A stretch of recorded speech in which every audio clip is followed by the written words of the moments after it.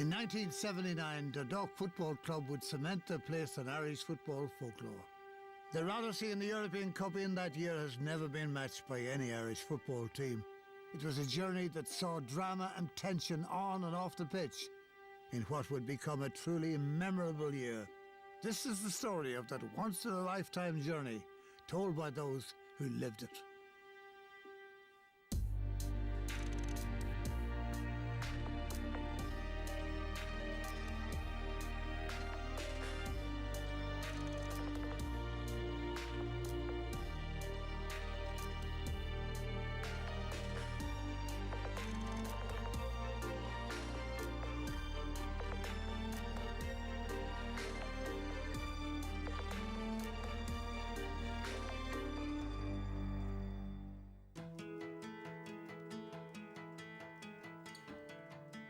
Situated halfway between the cities of Dublin and Belfast, Dundalk is one of the biggest towns in Ireland and home to one of the best football teams. The team is a central part of the fabric of Dundalk for over 100 years. On a Friday night, there's only one place to be, 5 minutes from the town centre at Oriole Park. This town, for football, when it's successful, this town, there's no place like it.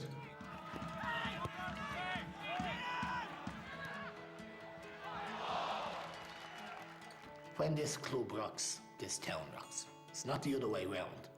This club is the epicenter.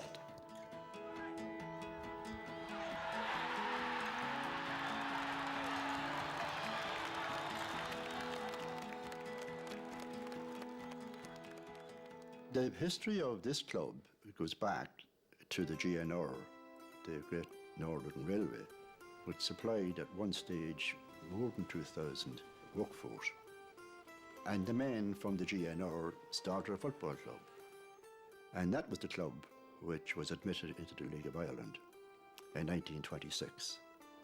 And about 3 years afterwards, the members changed the name from the GNR to Dundalk. In 1933, Dundalk had won their first league title, taking it out of Dublin for the first time. In 1936, they had a new home, Oriole Park. As crowds grew, success was demanded, and their first mission was to add an FAI Cup to their trophy cabinet. 3 heartbreaking final defeats followed in the 30s, but the 1942 Cup final would be different. In the whole of Dundalk's history, it has been cupless, and there's a feeling that today something's going to happen. The ball passes over Foley's right arm and into the net. Dundalk win the cup for the first time with a score of 3-1. The FAI Cup would take pride of place in the Dundalk trophy cabinet, but league titles would prove harder to come by over the next 20 years. Strong opponents pushed Dundalk to an unfamiliar place near the wrong end of the league table.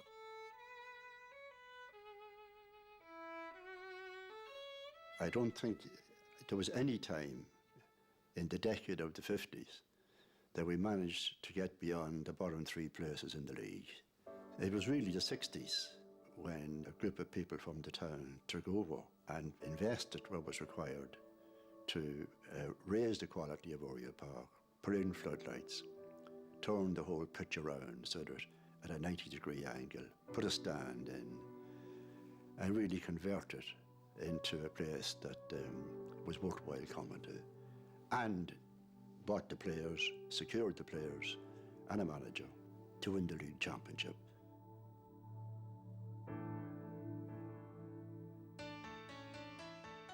After 6 managers in 6 years, the challenge of Dundalk was seen as a poisoned chalice to most managers.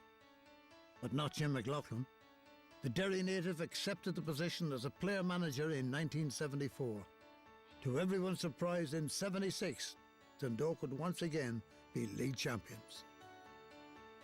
McLaughlin had enjoyed a very good international career, and suddenly now he's coming back from Swansea, where he had been as a player.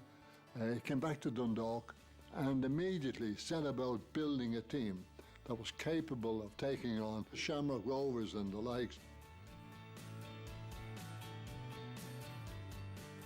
Well, I think that every competition that you play in, you should want to, win it. Jim McLaughlin's great strength was being able to determine the compatibility of certain individuals. Compatible in any team would have been ex-Ireland international Mick Lawler. With over 10 years' experience in the League of Ireland before arriving at Dundalk, he would become the midfield heartbeat of Jim McLaughlin's title-winning team.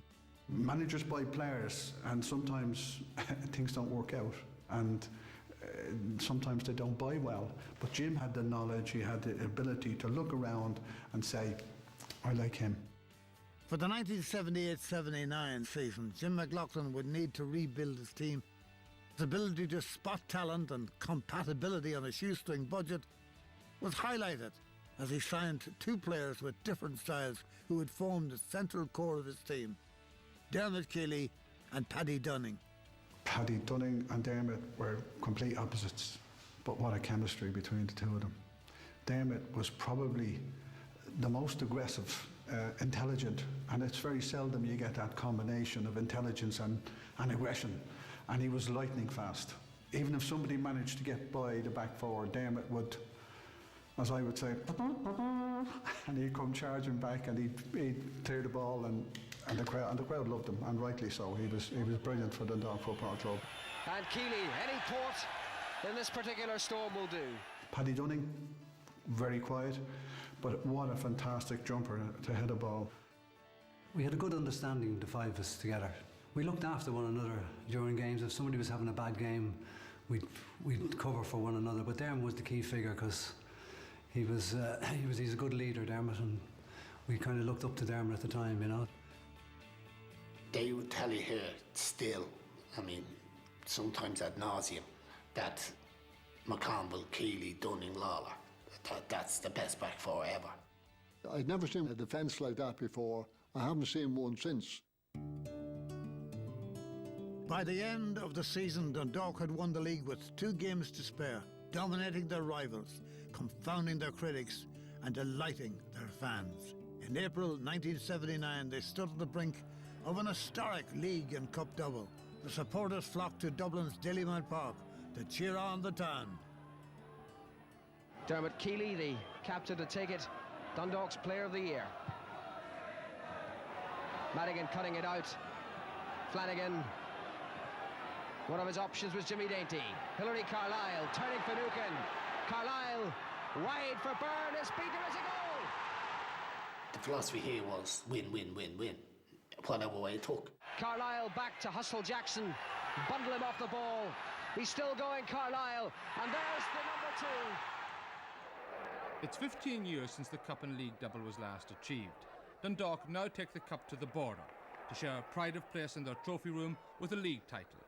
For Dundalk manager Jim McLaughlin, today's win another chapter in his successful tenure with the club. Doubles are unique.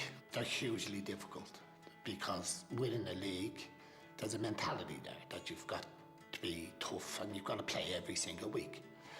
The Cup depends a lot on luck. As champions of Ireland, Dundalk would enter the European Cup alongside the other 31 champions from all over Europe. Dundalk took their place alongside the small teams and the superstars of European football in that famous knockout competition over home and away matches. They hoped, like many, for a lucky draw. The marvellous thing about the European matches is that they're extra over and above the normal season, and that for in their own way they're different, and you're playing against clubs you're not likely to ever play against again. It's just magic occasions for any football supporter. Players in Ireland, I think, have an awful lot of skill and an awful lot of ability, but they don't make the best use of it. It's therefore, when Europe comes around, it's a challenge for players to show that they are not just part-time players and playing for the fun of it, that they have got the ability to play, and Europe gives them that chance, and they should make the best of it. League of Ireland teams looked upon European competitions as a reward for winning the league, and you had a chance to get a few quid bonus. So you wanted a big team, a huge team. They'll come over, pack the place, we can go in and say, look, we want a few quid, this is our bonus for last year. You didn't get bonus for winning the league. Money was tight. We knew we weren't going to win the European Cup, so you're thinking of getting like Celtic or Liverpool, and you're going to go to Anfield, or you're going to go to Celtic Park, and you're going to play there, and it's just a fantastic feeling. However, in the summer of 1979, the luck of the draw was against Dundalk. The European Cup that year was 33-team competition, meaning an earlier than usual preliminary round for 2 unlucky teams. Dundalk would be one of those. The other, Northern Ireland champions, Linfield Football Club. I wasn't very pleased. The first reaction was disappointment, really. Yeah, Linfield, like 100 miles, not even, whatever, 70 miles up the road, and it was a shocker. It just nothing. It just did nothing. There was no elation here. I think perhaps in the back of my mind, I thought it gave us a chance to get into the next round. I would have been fairly confident. Located in Belfast, Linfield were the biggest and most successful football club in Northern Ireland. The majority of their fans came from the Unionist community of Northern Ireland. Dating back decades, Linfield had players of all religious backgrounds in their team, but by 1979, Northern Ireland was a society divided along religious and political lines, keeping the nationalist and unionist communities apart with tensions never far away.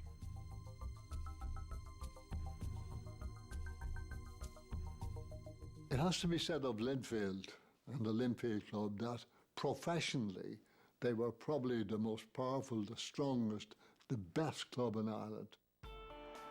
Linfield would go into the game against Dundalk as treble winners in Northern Ireland. With professional players, a squad jammed full of talent and a strong European track record, Linfield would be favourites to advance to the main European Cup draw. They had a lot of very good players: Warren Feeney, McCurdy, Lindsay McKeown, Johnny Jameson, smashing players. They had one of the top goalkeepers in George Dunlop as well, so we knew it was going to be tough. But we were prepared for an Oriole Park anyway. We would take on anybody in Oriole Park. There was no shortage of great footballers in the Linfield, and they were under a great manager.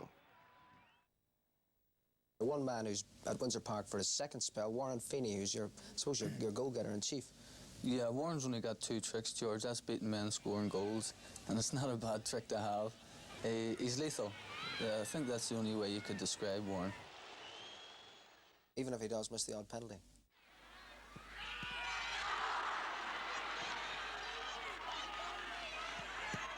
There is, though, more than football to this tie. There'll be precautions at both venues, even if that counts as normal in Belfast.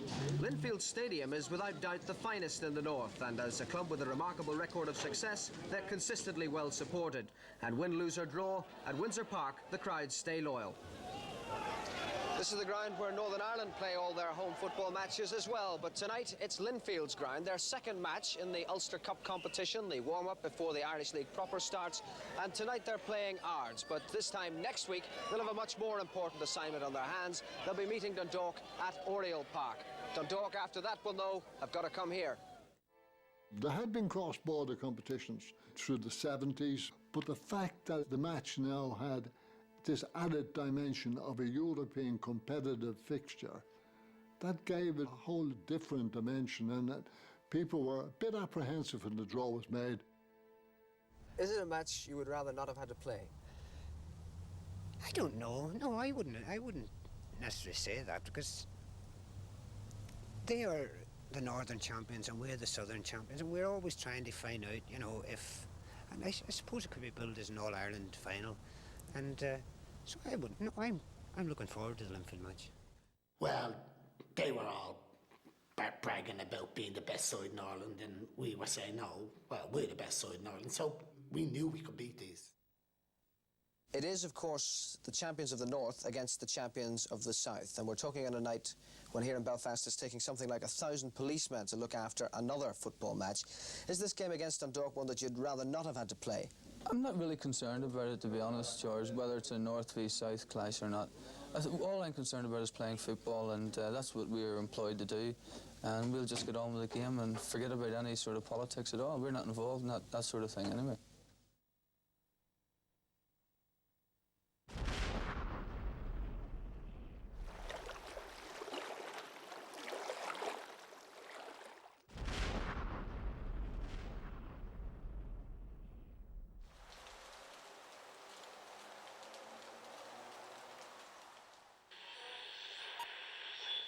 Queen's cousin, Lord Louis Mountbatten, has been killed by a bomb blast in Holland. Holidaying on his boat in Mullaghmore, Sligo, only 12 miles from the Northern Irish border, Lord Mountbatten was blown up by an IRA bomb. In what has to be seen as one of the worst days in Northern Ireland Troubles, this attack was followed only hours later by the massacre of 18 soldiers near Warrenpoint on the eastern Irish border. 6 of the soldiers died in the first explosion when a bomb in a lorry loaded with straw was detonated by remote control as they drove past. They were in a 4-ton military lorry travelling towards Newry on the dual carriageway from Warrenpoint. 5 of their colleagues were injured, 2 of them very seriously. The second explosion followed about 20 minutes later. This time the bomb had been hidden in a gate lodge opposite Narrowwater Castle, a couple of 100 yards down the road. The bomb was detonated from across Carlingford Law. It sort of symbolised the problem that the border represented for the British security forces. In the mid-60s, you got the emergence of a civil rights movement amongst Northern Ireland's Catholic population, which was looking for an end to various forms of discrimination, which were central to the functioning of the state at the time. And this civil rights movement developed into a movement on the streets, and there were marches. Now, marches in Northern Ireland quite often lead to sectarian confrontations.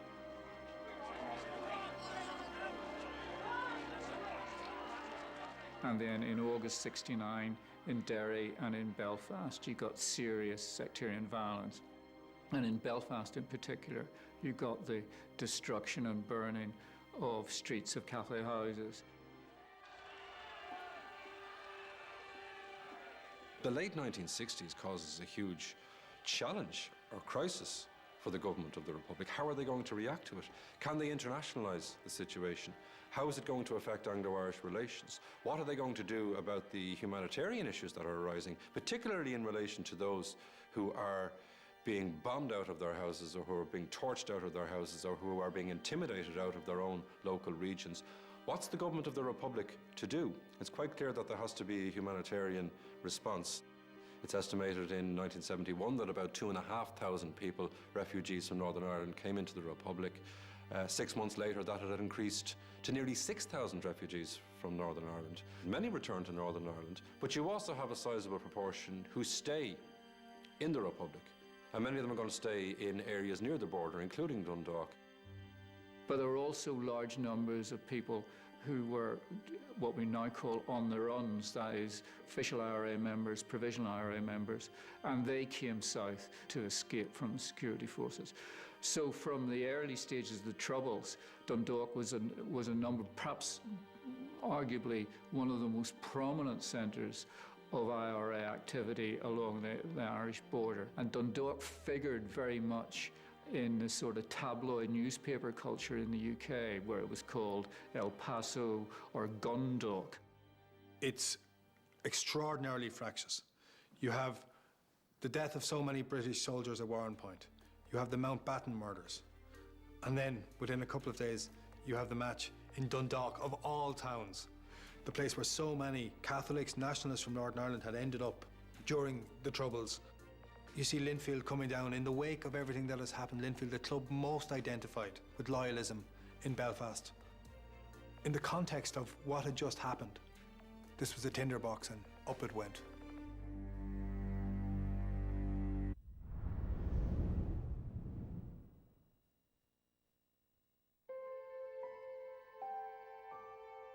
An hour before kick-off, several Linfield fans were injured when they say their minibus was stoned.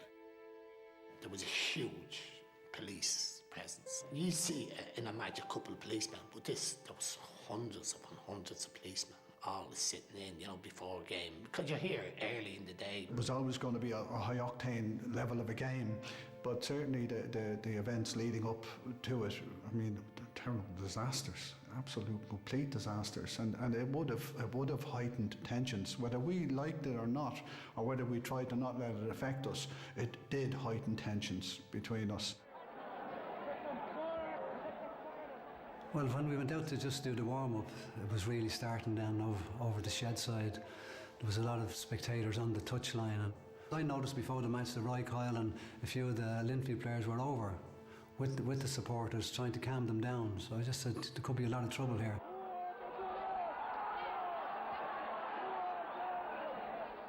When they came in born in tricolours, that was the initial statement. You could see that before the game.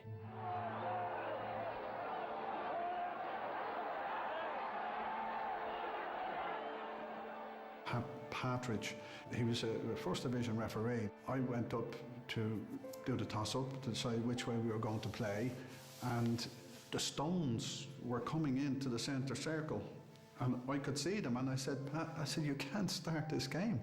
He said, Mick, there's a UEFA observer up in that stand, and he knows, and we can both see quite clearly where the problem is and who's causing the problem. And he said, I'm going to start the match. If I have to abandon it after 10, 15 seconds, that's what I'll do. But he said, I'm going to start the match.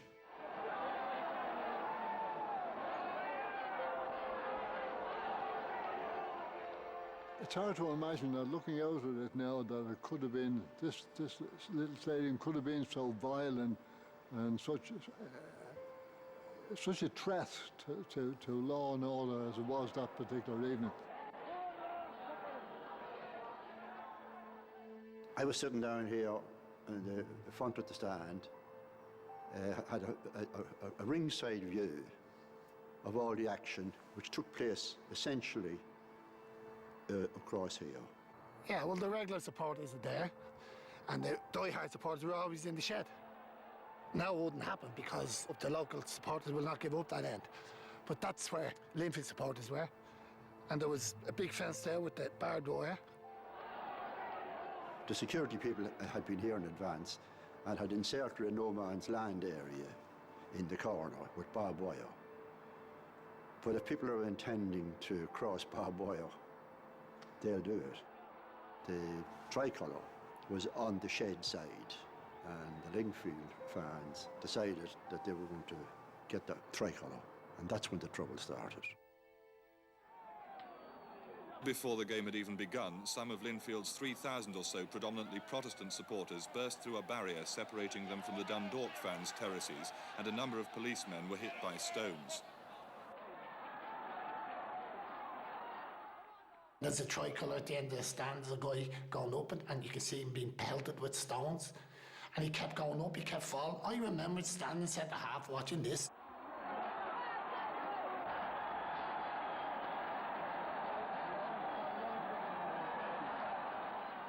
And then a Dundalk supporter got up after him to get him down. And then a policeman eventually, neither of them fell, fortunately. But it was too serious to even contemplate. This was the cue for the first of a series of police baton charges aimed at forcing Linfield fans back to their own stand. But each time they were beaten back, the Linfield fans regrouped, hurling bricks back at the police and at the stands.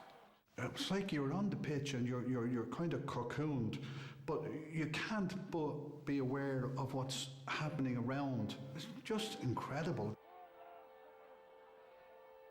There were bricks and bottles being thrown in from the crowd on that side. In the course of the 45 minutes, I think the ball probably went over there about 7 or 8 times.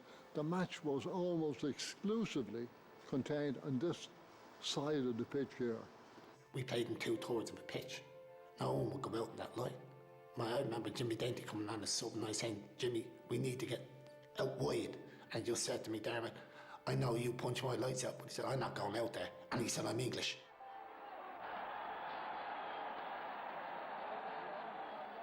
There was this lad, he had a Union Jack sleeveless shirt on him. His tattoos, and I don't know whether you remember Finbar Fury, who used to have really long hair at one time, curly, and this fella was a living, and he was fearsome looking. And I saw him pick up a piece of terracing and throw it at a young policeman who just stepped out of the way. But then he ran at the policeman. The policeman picked up what he had thrown at him, and he hit him right on the forehead, boom, and he went down. And he got up again, and he ran at the policeman again. I couldn't believe it. And this was the European Cup match.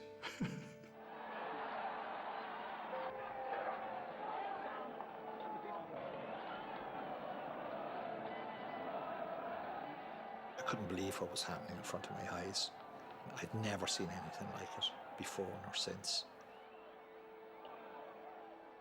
The sense of fear, that's very clear for me. Not just my own fear, but the sense of fear around me. And there was real danger there that night. The bulk of the people watching the game were in the stands, and they were as horrified. I mean, people just tell you stories about them being there as a kid and their father taking them home. It was terrifying. About 200 policemen fought the fans, sometimes virtually toe-to-toe, and for every arrest they made, another of their men was injured. All this despite a half-time appeal for calm by the Linfield players. Don't forget, in 1979, there were no mobile phones, and I was expected to file an early piece at half-time. There were no phones in the ground, so I had arranged that I would leave Oriole Park during the half-time break, run across to the hotel across the road and deliver the copy from there. I went to go out and I sensed something was wrong because I could hear police sirens out on the Carrick Road just outside the stadium. And then I had glass breaking and the sound of people running. I eventually made it to the Derry Hale Hotel Court, delivered the piece, and then tried to come back in and couldn't get back into the ground because there was a police cordon outside. Well, I always remember in the second half, just over on the far side there where the sheds were, where there was a lot of supporters on the pitch just beside the linesman. There was a lot of stuff getting thrown in. Maybe when there was a throw in, Martin Lawler might say, Paddy, go ahead, you can be beside that, but I wasn't having any to say, Martin, that's your job, because I don't want to get a bang of a stone.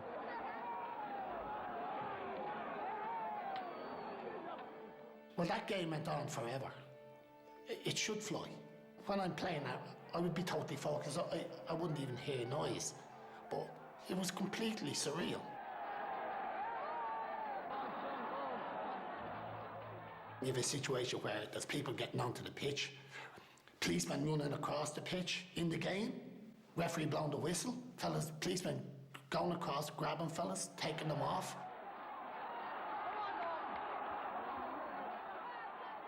A ball came to me in the air, and somehow there was a lad called Rafferty behind me, the Bald Eagle he was known, and he was a big man and a tough man, and I knew he was right behind me, but somehow I managed to turn and get away from him, and I was facing their goalkeeper. I was about 30 yards out, but when I looked up, there was 3 policemen running at me, and I said,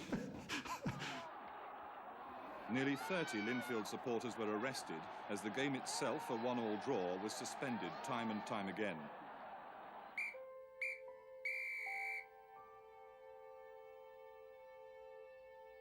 Yeah, if they'd have won that night, that would have been absolute mayhem. I think they would have went bananas, absolutely, and I think our crowd would have gone bananas as well. It would have been an awful lot worse. If that was possible, I think the aftermath would have been even worse.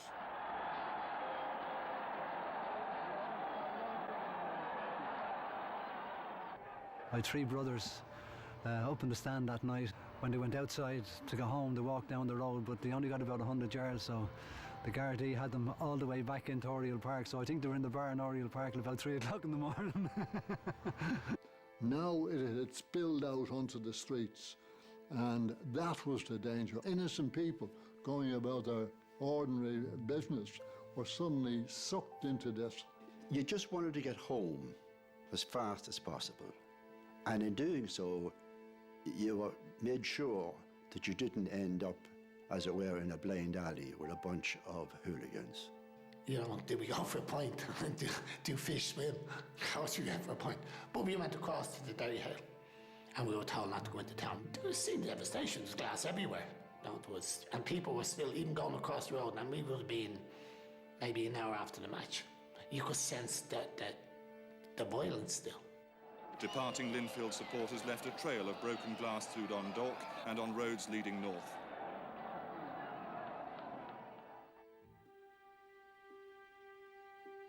You hear about the events of the night, which was remarkable in itself, but there was the aftermath as well. My uncle was a young solicitor at the time, ended up being drafted in to represent some Linfield fans who had been detained after their sort of incidents the night before, and I think he recalls being surrounded by a couple of locals, slightly perplexed as to why he was representing them.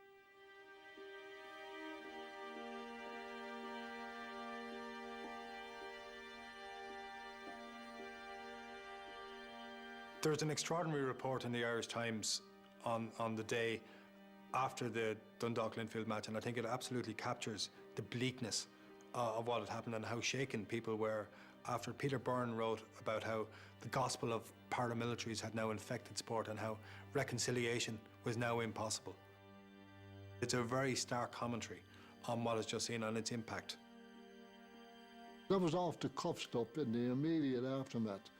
And I think it summed it up pretty well, and that was the feeling generally, that it had been a bad, bad night, not just for Irish sport, but for the country in general. The occasion was taken over from the football fraternity of both sides. Yes, there was a football match.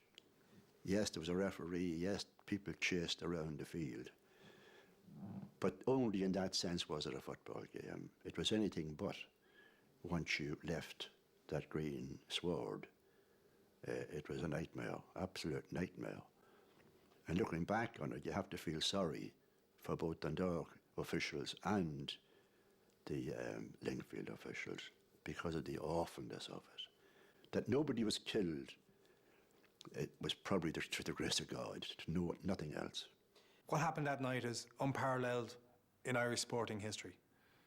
Just after the Mountbatten murders, just after Warren Point, you have Linfield and Dundalk in the Battle of Oriole Park.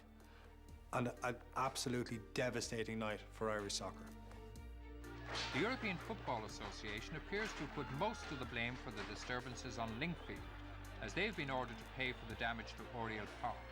Their ground at Windsor Park has also been closed for 2 European matches, and when next week's postponed tie is eventually played at a neutral ground, they will have to pay Dundalk's expenses. Dundalk, for their part, were fined £800.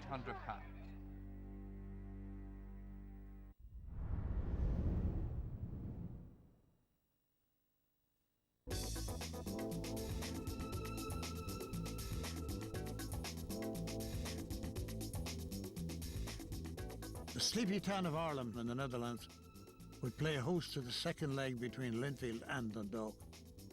Linfield would lose the home advantage in Belfast as both teams made the 1,000-kilometre trip. Authorities hoped it would be too far for the hooligans who had ruined the first game. During 1979, Haarlem was a very quiet provincial town. Our football club was playing on the highest level, the so-called Eredivisie, and we had a British trainer, Barry Hughes. He had some contacts with English football and also Irish football. The team of Linfield a few years earlier was invited here at the International Youth Soccer Tournament.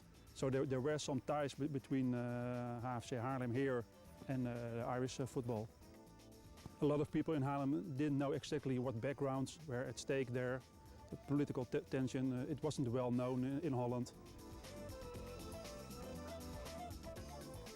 We went over I think the day before, trained, and you're going to sit around there. Around the tea time, Dermot Keeley came to me and said, Mick, the natives are restless. And he said, we'd like to get out. And I said, I don't think Jim will allow that, Dermot. He said, well, look, would you just, you're the best man to go and ask him. So I went to Jim and I explained to Jim the situation. McLaughlin pulled me aside and said, why don't you all go into Amsterdam? And I said, are you mad, Jim? No. He said, bring them out. Bring the boys out. Jim said, look, Mick, if you go with them and come back with them, and we'll have a deadline of 1 o'clock. You can't be out any later than 1 o'clock. So we got the train in, we went in there for a couple of hours, we got the train home, and we went to bed happy. And we were all back in the hotel by something like 12:30, and it was like letting the air out for a lot of the players, and it just took our minds completely off what we were about to go through the following day. They were holed up Linfield, he wouldn't let them out of the hotel. They had a real bunker mentality, but we were out walking around the red light district we did it in Amsterdam the night before a game. With the game poised at 1-1, Dundalk would need to score to progress to the next round, but a 0-0 draw would send Linfield through. Despite the high stakes, one of the biggest games in Irish football would kick off in an empty stadium. The game itself wasn't that popular with the Dutch football fans. Only a few of them were present. But even if the terraces were empty and the surroundings were totally alien to both teams, there was pleasure expressed in both camps at the quality of the pitch. Haarlem's ground, Dutch standard, first class. It's like saying go and play in an empty stadium. It's awful. I mean, I did enough times playing my home farm from a man and a dog, but it's not nice. And it's not a European night. European night is bulls and crowds, and so that affected both teams. You could hear the vocal exhortations of people, players roaring at each other, shouting at each other, whatever. And these were echoing around the stadium.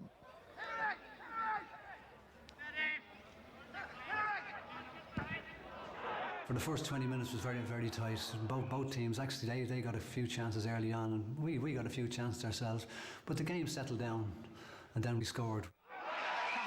Rising unmarked, and the Linfield defence all at sea. 1-0 to Dundalk. We were delighted with that because it was 1-1 in Oriole Park with away goal, so we needed a goal. Linfield with the corner on the right, and Peter Rafferty rising at the far post when the score would have been easier, so it seemed. But then in the second half, they got a penalty. When Jimmy Dainty was warming up, something else was happening on the field. Linfield were getting a penalty. I don't know. I really don't know. I don't know. Okay, well, probably me. But Warren Feeney just could not believe his luck. 4 misses out of 5 this season, and the need to pull up the socks. So we were kind of keeping it tight down for the last 15 months, but we broke away and Hillary scored. Or Cathal Muckian scored, but Hillary done all the work for him, so. And this was the one that tied it up. Carlisle from Muckian. 2-0, and Dundalk are through to play Hibernian of Malta in the next round.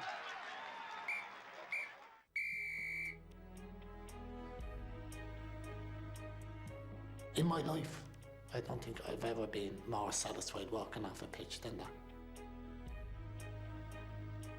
Indeed, it was a bizarre game being played here and so far away from Ireland in a very sleepy town like Ireland. This must be the most incongruous interview I've ever conducted, with 2 managers of an Irish teams sitting in the airport at Amsterdam, and I suppose really you must be feeling pretty strange yourselves, Jimmy. Yes, because we've all, in football you have your good days and you have your bad days, and I know exactly how Roy feels and Roy knows exactly how I feel. And I think that the most important thing is that we can at least even sit here and have a drink, you know, when it's all over, and that augurs well for football. We won, so we're jolly boys, but we've gone to the bar. 20 fellas sitting in the bar, drinking these, I'd never seen it before, like the small beers with the big heads, and we go and take the head off it, like, just give us alcohol, don't be giving us that creamy stuff, and the fella in the bar just looking at us going, mad.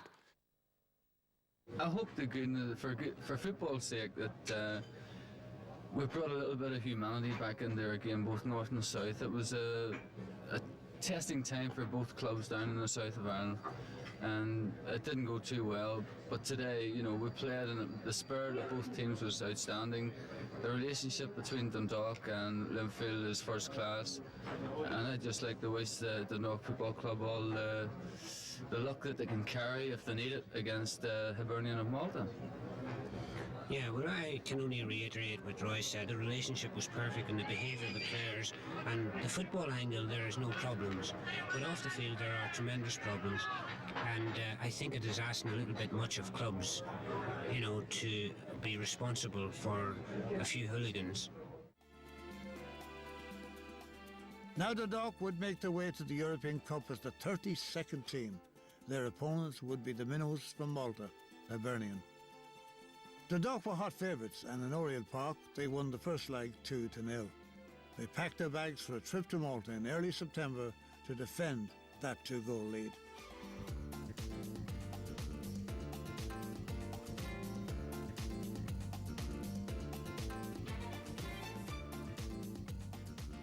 Because there was no flights, you couldn't go on a Tuesday and come back on a Thursday. We had to go for a week. I mean, happy days. So we went over, we behaved ourselves, prepared well, but we played on a concrete pitch. All of a sudden now, you're not so confident because it was everything. We played early in the day too. I mean, which is their prerogative. It was absolutely phenomenal heat. We didn't know anything about acclimatising, and you know, acclimatising for us was sunbathing. I remember McLaughlin saying, "Get out of the sun," the day before, and lads are going, "Stop, it's only a bit of sunlight, you can't." So I think we got beaten 1-0, and we're lucky. They had a couple of chances on another night would have gone in, and we could have gone out, which would have been a shame, but it would have been a disaster for the league to get beaten.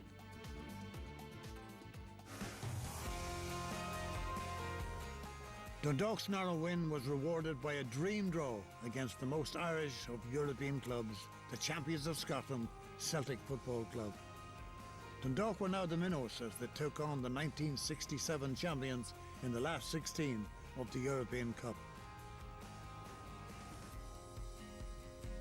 The idea that you're going to play Celtic in Parkhead, it's stuff you dream of, you know, as a kid.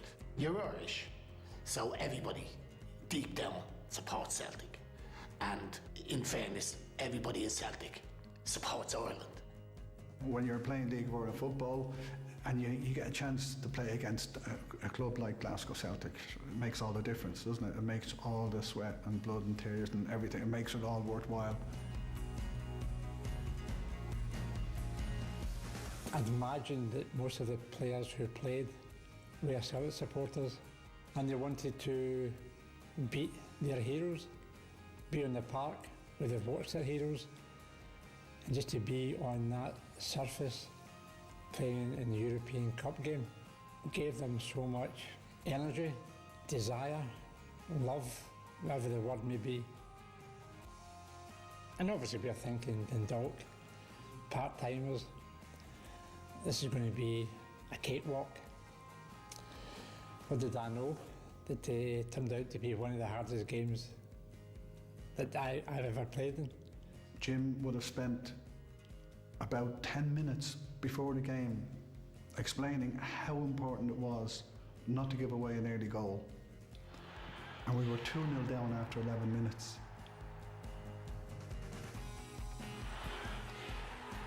We played very square, and they'd obviously watched us. And one of the lads went down injured. And McLaughlin came on with the bag, the physio bag. What's this? So he comes on it, and he puts on, he just sprays water, and he says to me, "Come here." He said, "If you stand up here, if you stand up square again," he said, "I'll break your neck." So I said, "What?" He said, "Don't be playing square." You know, so there was a lot of fighting and shouting and roaring during that period. So, but anyway, we came back and we got a goal, and we kind of settled down a bit then, brought us into half-time. But they came out in the second half, and if the sleeves were rolled up the first half, the sleeves were rolled up further in the second half, and there must have been pumped of whatever Irish people get for fighting.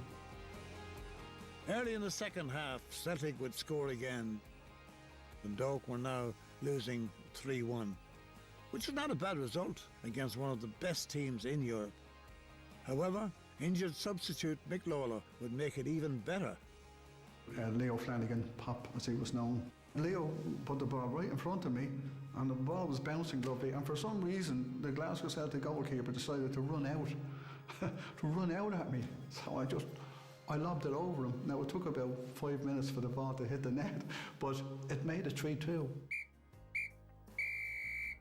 At the end of it, they are very good. They shook hands on, they went off.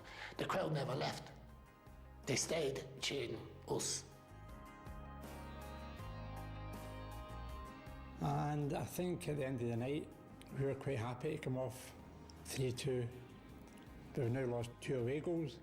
So that's now put our hackles up and thinking, now we've got back to their ground. And that was something that we weren't looking forward to. We felt we had a chance then. Now we knew we'd been battered over there. But it's 3-2. One goal we're in, like, you know. The quarter-final of the European Cup. Dundalk, like a League of Ireland club. They came not only from Glasgow, not surprisingly, Celtic's strong Irish connection ensured a fair local support. The Glaswegians' twang was augmented by the accents of Belfast and Dublin, and, dare it be said, maybe even by a few from Dundalk as well. But the characters all seem to have come from Scotland. There is a whole town behind you. It's unique. The game drew the biggest soccer crowd in the town's history to Oriole Park, well over 17,000 packed into the specially extended stadium. Nobody can describe that feeling of elation you have playing against it.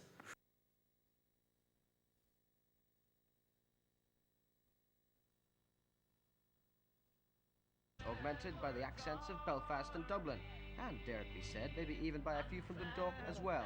But the characters all seem to have come from Scotland. There is a whole town behind you. It's unique. The game drew the biggest soccer crowd in the town's history to Oriole Park, well over 17,000 packed into the specially extended stadium. Nobody can describe that feeling of elation you have playing against it. Really, really. Who's even then was a legend. Celtic were the first to show their teeth, and Dundalk got an early indication of the potential threat. A lot of the supporters were no more than 10 feet away from the pitch, and that created a really white-hot atmosphere, and the game was played at a frenzied pace. The Celtic threat became more ominous after half-time. Murdo MacLeod goes close here. The crowd behind you and the players wound up, you know, it's like tightening a screw. The crowd tightened it even tighter, and we've done it against Inter Milan, Real Madrid. We jump higher, we tackle harder, we somehow get some pace from somewhere, we're quicker, and Dundalk that night just worked their socks off. You know, a 1-0 victory, no matter if it's David versus Goliath, is always possible. And it really nearly happened. There must be 50,000 who claim to be behind the town end goals when the ball fell to Tommy McConville towards the end of the game.